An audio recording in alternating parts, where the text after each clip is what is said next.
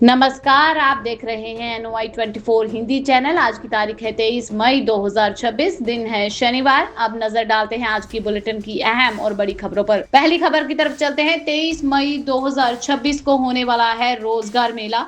PM Narendra Modi video conferencing से रायपुर के 257 अभ्यर्थियों को देंगे जॉब लेटर। छत्तीसगढ़ की राजधानी रायपुर में रोजगार मेले का आयोजन दक्षिण पूर्व मध्य रेलवे रायपुर मंडल कर रहा है। कार्यक्रम दीनदयाल उपाध्याय ऑडिटोरियम NIT के सामने साइंस कॉलेज के पास आयोजित होगा। प्रधानमंत्री नरेंद्र मोदी शनिवार सुबह 10:30 पर वीडियो कॉन्फ्रेंसिंग के जरिए इस कार्यक्रम का शुभारंभ करेंगे। चुने गए युवाओं को सीधा संवाद भी करेंगे, साथ ही साथ उन्हें जॉब लेटर प्रोवाइड किए जाएंगे। कार्यक्रम को लेकर रायपुर रेल मंडल के जनसंपर्क अधिकारी शिव प्रसाद पवार ने बताया कि रायपुर रोजगार मेले में इस बार 257 युवाओं को नियुक्ति पत्र दिया जाएगा। इसमें दक्षिण पूर्व मध्य रेलवे के अलावा डाक विभाग, वित्तीय सेवा विभाग, स्वास्थ्य सेवा विभाग, हिंदुस्तान कॉपर लिमिटेड में चुने गए विद्यार्थी और उम्मीदवार शामिल हैं। चयनित अभ्यर्थी ग्रुप A और ग्रुप B के अलग अलग पदों पर ज्वाइन करेंगे। रुक करते हैं अगली बड़ी और अहम खबर का। भारत और साइप्रस के बीच द्विपक्षीय वार्ता। पीएम नरेंद्र मोदी बोले, समय की कसौटी पर खरे उतरेंगे संबंध। भारत और साइप्रस के संबंधों को लेकर नई मजबूती देने की दिशा में शुक्रवार को प्रधानमंत्री नरेंद्र मोदी और साइप्रस के राष्ट्रपति निकोस के बीच में नई दिल्ली स्थित हैदराबाद हाउस में द्विपक्षीय वार्ता हुई। पीएम नरेंद्र मोदी ने कहा कि दोनों देशों की दोस्ती न केवल मजबूत है बल्कि भविष्य की जरूरतों और संभावनाओं के अनुरूप भी है। बैठक में विदेश मंत्री S जयशंकर, राष्ट्रीय सुरक्षा सलाहकार अजीत और विदेश सचिव विक्रम समेत दोनों देशों के वरिष्ठ अधिकारी मौजूद रहे। पीएम नरेंद्र मोदी और साइप्रस के राष्ट्रपति ने प्रेस कॉन्फ्रेंस को संबोधित करते हुए कहा कि इस दौरान दोनों देशों के संबंध समय की कसौटी पर बार बार खरे उतरे हैं और अब इन्हें नई दिशा देने के लिए रिश्तों की रणनीतिक साझेदारी को एक स्तर तक बढ़ाया जा रहा है। नजर डालते हैं अगली बड़ी और अहम खबर पर। लगातार तीसरे दिन अपर सर्किट में पहुंचा पार्ले इंडस्ट्री का शेयर। मेलोडी से क्या है रिश्ता। प्रधानमंत्री नरेंद्र मोदी हाल ही में इटली के दौरे पर थे। इस दौरान उन्होंने इटली की प्रधानमंत्री जॉर्जिया मेलोनी को मेलोडी टॉफी का एक पैकेट गिफ्ट किया। इसका वीडियो मेलोनी ने खुद अपने सोशल मीडिया अकाउंट पर शेयर किया। उसके बाद से इसे बनाने वाली कंपनी पार्ले प्रोडक्ट को लेकर लोगों में उत्सुकता दिखाई दी। यह कंपनी शेयर बाजार में लिस्टेड नहीं थी, लेकिन इस चक्कर में पार्ले इंडस्ट्री का नाम की कंपनी की चांदी हो गई। पिछले 3 दिन से कंपनी का शेयर लगातार अपर सर्किट में फंस रहा है। इंफ्रास्ट्रक्चर और रियल एस्टेट से जुड़ी कंपनी पार्ले इंडस्ट्रीज का शेयर आज फिर 5% के अपर सर्किट पर पहुंच गया। इसके साथ ही BSE पर इस माइक्रो कैप शेयर की कीमत 5.78 रुपए तक पहुंच गई है। पिछले 3 दिनों में ये 16% तक बढ़ चुका है। इसके साथ ही कंपनी का मार्केट कैप अगर देखा जाए तो 28.23 करोड़ रुपए तक पहुंच गया। पिछले 52 हफ्तों की अगर बात की जाए तो उच्चतम स्तर 17.44 रुपए और न्यूनतम स्तर जो है वो 4.11 रुपए रहा। अब बात करते हैं इस बुलेटिन की सबसे अहम खबर पर। कॉकरोच जनता पार्टी का पुराना एक्स अकाउंट ब्लॉक कर दिया गया। उन्होंने नया बनाया और लिखा, कॉकरोच मरते नहीं। फाउंडर का आरोप है कि इंस्टाग्राम अकाउंट को भी हैक करने की कोशिश की गई थी। CGP यानी कि डिजिटल संगठन कॉकरोच जनता पार्टी का एक्स अकाउंट गुरुवार को ब्लॉक कर दिया गया। संगठन ने इसके कुछ देर बाद एक नया अकाउंट बना लिया। इसका नाम कॉकरोच इज बैक रखा गया। बायो में लिखा गया कि कॉकरोच डोंट डाई, यानी कि कॉकरोच मरते नहीं है। नए अकाउंट से पहली पोस्ट गुरुवार को 2:29 पर डाली गई। शुक्रवार सुबह 7 बजे तक इसमें 1 लाख से ज्यादा फॉलोअर्स हो गए थे। CGI सूर्यकांत के कॉकरोच वाले बयान के विरोध में इस पार्टी के पुराने एक्स अकाउंट पर 1.93 लाख से ज्यादा फॉलोअर थे। वहीं CGP के इंस्टाग्राम पर शुक्रवार को सुबह 7 बजे की अगर बात की जाए तो 1.88 करोड़ से ज्यादा फॉलोअर्स हो गए थे, जो देश की अभी तक की किसी भी राजनीतिक पार्टी से ज्यादा है। फाउंडर अभिजीत दीपिके ने इंस्टा अकाउंट के हैक होने की कोशिश का आरोप भी लगाया है। अब अगली बड़ी खबर तमिलनाडु से आ रही है, जहां पर विजय सरकार का एक बड़ा फैसला। तमिलनाडु में AI के लिए बनाया गया अलग विभाग। थलपति विजय की तमिलनाडु सरकार ने AI के लिए अलग विभाग बनाया है। R कुमार को AI और IT इसके अलावा डिजिटल सेवाओं का मंत्री नियुक्त किया गया। तमिलनाडु की नई सरकार ने अपने पहले बड़े कैबिनेट विस्तार में एक बड़ा फैसला किया जो अब पूरे देश में चर्चा का विषय बना हुआ है। मुख्यमंत्री सी जोसेफ विजय, जिन्हें लोग थलपति विजय के नाम से जानते हैं, ने आर्टिफिशियल इंटेलिजेंस यानी कि एआई के लिए अलग विभाग बनाकर अपना चुनावी वादा पूरा कर दिया है। केवल केरल के बाद तमिलनाडु ऐसा देश है जहां पर ये काम हुआ है। गुरुवार को चेन्नई में हुए मंत्रिमंडल विस्तार में 23 नए मंत्रियों को शामिल किया गया और इसी दौरान एआई विभाग की आधिकारिक घोषणा भी की गई। राजनीतिक हलकों में से विजय सरकार का टेक्नोलॉजी और डिजिटल गवर्नेंस का एक बड़ा कदम भी माना जा रहा है। अगली अहम और बड़ी घटना का रुख करते हैं, जहां पर शादी का दबाव बनाने पर प्रेमिका पर चाकू से हमला कर दिया और आरोपी फरार हो गया। राजा बाजार की मछली गली में बुधवार रात को उस समय हड़कंप मच गया जब प्रेम प्रसंग से शादी का दबाव बना रही युवती पर उसके प्रेमी ने चाकू से जानलेवा हमला कर दिया।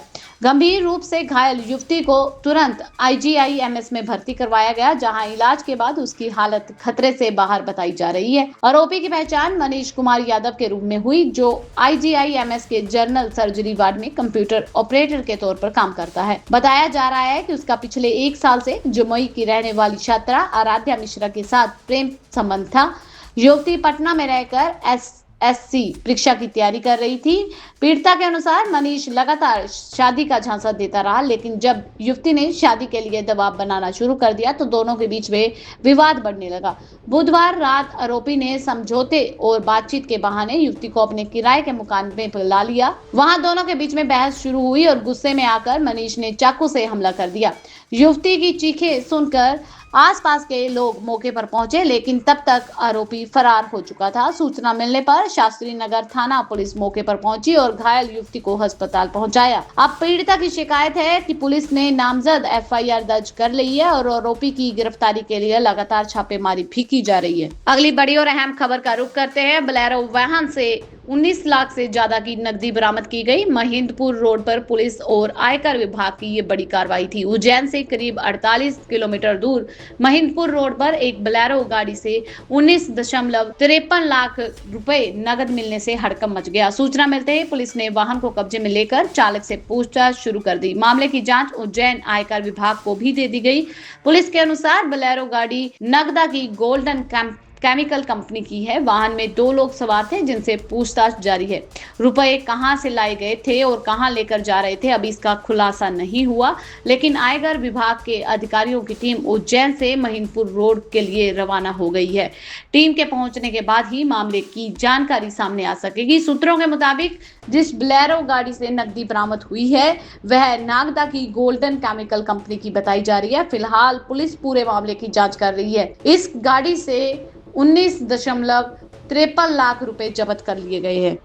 नजर डालते हैं अगली बड़ी और अहम खबर पर, जहां पर पीएम नरेंद्र मोदी को झालमुड़ी खिलाने वाले विक्रम को पाकिस्तान और बांग्लादेश से मिली धमकी, जान से मार देंगे कहा। प्रधानमंत्री नरेंद्र मोदी ने पश्चिम बंगाल चुनाव के दौरान झारग्राम में झालमुड़ी खाई थी।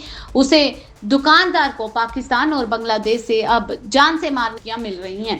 प्रधानमंत्री नरेंद्र मोदी ने 19 अप्रैल को झालमुड़ी खिलाई। इसके बाद से बिहार के रहने वाले विक्रम साहब सुर्खियों में आ गए थे। बंगाल में टीएमसी की सरकार जाने और बीजेपी को सत्ता मिलने के बाद अब विक्रम को फोन कॉल के जरिए धमकी मिली है। इसमें उन्हें जान से मारने की बात कही गई है। झारग्राम में पीएम नरेंद्र मोदी को झाल मुड़ी खाने के बाद यह चटपटी डिश इंटरनेट पर चर्चा का विषय बन गई थी। इसके साथ झारग्राम में झाल मुड़ी बेचने वाले विक्रम देश विदेश की सुर्खियों में भी आ गए थे। जब बीजेपी को बंगाल में जीत मिली थी तो उसके बाद तमाम जगहों पर जश्न के दौरान झाल मुड़ी खाई भी गई और दिखाई भी गई। बीजेपी पहली बार बंगाल में सरकार बनाई है। झालमुड़ी वेंडर को धमकी मिलने के खुलासे पर पुलिस हरकत में आ गई है। पुलिस ने विक्रम से जानकारी लेकर जांच शुरू कर दी है। विक्रम मूल रूप से बिहार के गया का रहने वाला है। बढ़ते हैं अगली बड़ी और अहम खबर की तरफ। पीएम मोदी और साइप्रस राष्ट्रपति निकोस के बीच में अहम बैठक हुई। कई मुद्दों पर चर्चा भी हुई। नरेंद्र मोदी और निकोस के बीच में शुक्रवार को नई दिल्ली में अहम द्विपक्षीय बैठक हुई है। हैदराबाद हाउस में हुई इस मुलाकात में दोनों देशों ने व्यापार, निवेश, रक्षा, एआई, फिनटेक, शिक्षा, रिसर्च, तकनीक जैसे क्षेत्रों में सहयोग को और मजबूत करने पर जोर दिया। बैठक के दौरान दोनों नेताओं ने वैश्विक और क्षेत्रीय मुद्दों पर चर्चा भी की। इससे पहले साइप्रस राष्ट्रपति ने राजघाट पहुंचकर महात्मा गांधी को श्रद्धांजलि भी दी। वहीं विदेश मंत्री श्री जय श्री कृष्ण ने राष्ट्रपति निकोस से मुलाकात कर भारत साइप्रस और भारत यूरोपीय संघ सहयोग को लेकर सकारात्मक बातचीत की।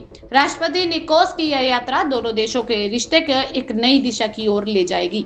अब बात करते हैं अगली बड़ी और अहम खबर की। गुजरात से लेकर राजस्थान तक 10 राज्यों की 24 राज्यसभा सीटों पर होगी वोटिंग। देश के 10 राज्यों की 24 राज्यसभा सीटों के लिए चुनाव की तारीखों का ऐलान कर दिया गया है। इलेक्शन कमीशन ऑफ इंडिया ने शुक्रवार को जानकारी देते हुए कहा कि इन सीटों पर 18 जून 2026 को मतदान करवाया जाएगा। चुनाव आयोग की घोषणा के साथ ही संबंधित राज्यों में राजनीतिक सरगर्मियां तेज हो गई हैं। विभिन्न दलों ने उम्मीदवारों के चयन रणनीति बनाने की काम शुरू कर दिया है। कई राज्यों में संख्या बल और गठबंधन की स्थिति को देखते हुए मुकाबला रोचक होने की संभावना जताई जा रही है।